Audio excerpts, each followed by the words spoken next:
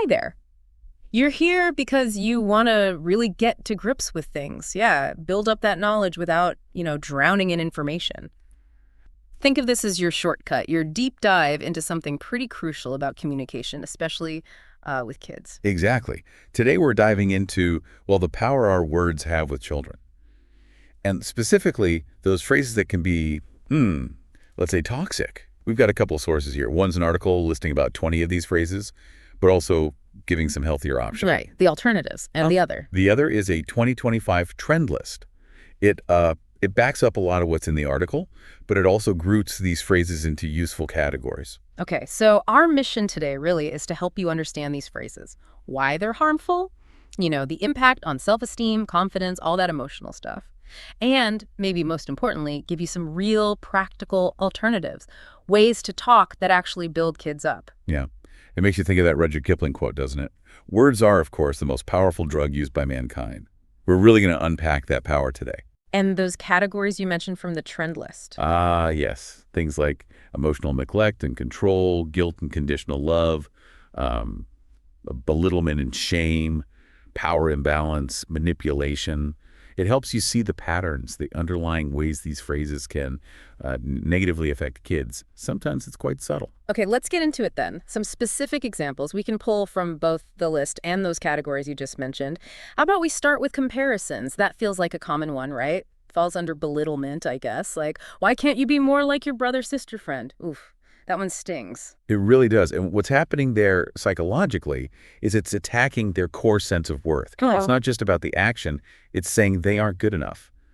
That sort of thing leads to feeling inadequate, always trying to measure up. It's tough. Totally. So rather than doing that, what's a better way?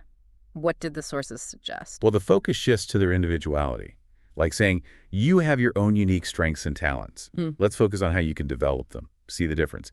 It directs the energy positively towards their own growth. Yeah, or even just everyone learns at their own pace. I believe in you. That simple validation. Exactly. It acknowledges their journey. Okay, so moving from comparisons, what about feelings? When kids get upset, I think many parents in the heat of the moment might say something like, stop crying. There's nothing to be upset about. Trying to maybe just stop the noise. Right. Trying to move things along. But what does that actually do? Well, the intention might be okay, but the impact, it invalidates their emotions. It tells them what they're feeling isn't real or isn't acceptable. The trend list has, you're too sensitive, which is similar, right? Yeah, same message. Your feelings are wrong or too much. And the alternative suggested there is simple but powerful. It looks like you're really upset. Let's talk about it. It just opens the door. Instead of slamming it shut, the main article suggests similar things like, it's okay to feel sad or angry or frustrated, and then asking, tell me what's bothering you. I understand you're upset. Let's talk. It's meeting them where they are, emotionally. Even if, you don't quite get why they're so upset about, say, the blue cup. Yeah. The blue cup incident. We've all been there. And then there's the really harsh version from the trend list. Stop crying or I'll give you something to cry about. Oh, wow. That's straight up shaming emotion. Teaches kids to hide their feelings, that showing vulnerability is dangerous. That has long-term effects on emotional regulation, for sure. Yeah. No alternative needed for that one. Just don't say it. Understood. Okay, shifting again. Labels. The article mentions you're so lazy. How does that land? Oof. Yeah, labeling, that's classic belittlement and shame, isn't it? Mm-hmm. The problem is it doesn't address the behavior. It attacks the person. It assigns this negative trait, which might not even be true. And the kid starts to believe it, feels ashamed, maybe even gives up trying. So it's counterproductive. Totally. The alternative gets specific. I've noticed you haven't seemed motivated to do the task. What's going on? It opens a conversation, looks for the reason. Right. The trend list has a similar idea, just you're lazy, and suggests asking, let's figure out what's making this hard for you. It's about problem solving together. Exactly. And think about other shaming phrases like, you're embarrassing me. That cuts deep, especially in public. The alternative, let's find a way to handle this together. Teamwork, not blame. Makes sense. And then there are the really awful ones like, you're so stupid. Yeah, that's just extreme name-calling. There's no constructive alternative because it's purely destructive. The focus should always be on the action or decision, not attacking their intelligence. Maybe something like, that wasn't the best choice. Let's think about what you could do differently next time. Learning, not shaming. And what about those phrases that box kids in, like big boys don't cry or nice girls don't get angry? Yes. Enforcing stereotypes. The trend list puts big boys, girls don't cry under belittlement, too. It actively suppresses emotional intelligence. It tells kids that natural feelings are wrong based on their gender. That's incredibly limiting and can mess with their emotional well-being down the line. Okay, what about discouraging effort?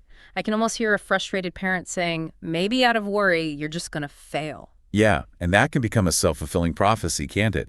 It kills their confidence before they even start. Discourages trying, discourages You could resilience. flip that. Flip it completely. Offer encouragement. This looks challenging, but I know you can tackle it if you put your mind to it. Express belief in them. Or offer support. Let's work together on this. Or how can I help you figure out a plan? It builds them up instead of tearing them down. That shift seems so crucial for their self-esteem. Okay, here's a big one. I think we've all heard this, maybe even said it, because I said so. The classic conversation stopper. It really stems from a power imbalance, doesn't it? Yeah. Not genuine guidance. It basically tells the child their questions, their need to understand. It just doesn't matter. Yeah, zero respect for their curiosity. And the trend list mirrors this. The alternative. Explain.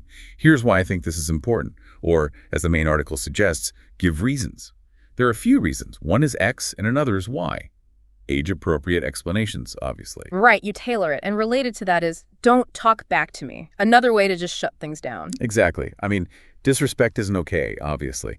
But that phrase often gets used when a child is just trying to express a different view, maybe not even disrespectfully. Yeah. A better approach sets a boundary but allows dialogue. I'm happy to listen to your point of view, but please speak respectfully.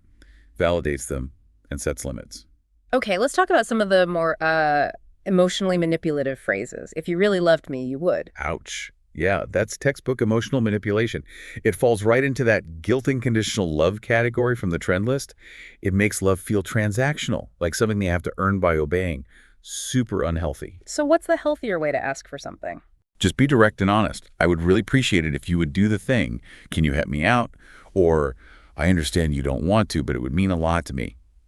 It's a request, not emotional blackmail. And the trend list points out others in that vein, like, after everything I've done for you, heavy guilt trip. Or the really damaging, I don't love you when you act like this. That explicitly links love to behavior. That hits right at their sense of security. Yeah, that's rough. And what about you made me angry? Shifting responsibility. It subtly teaches the child they're responsible for your emotions, the adult's emotions, which isn't fair or true. Yeah. Healthier is owning your feeling. I'm feeling frustrated right now. I need a minute to calm down. Or focusing on the issue.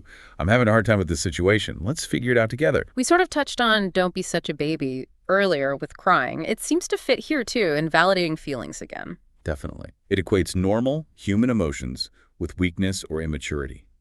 Dismissive. Alternatives, validate and guide. I see you're feeling overwhelmed. Let's take a breath.